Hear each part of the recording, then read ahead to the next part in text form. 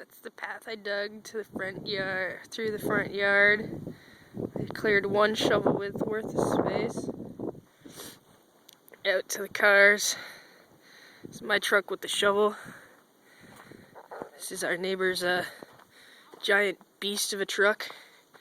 And this is the neighbor across the street's car, who we parked here so she wouldn't get in trouble for parking on the street.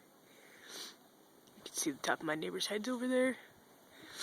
But yeah, that's a Jeep.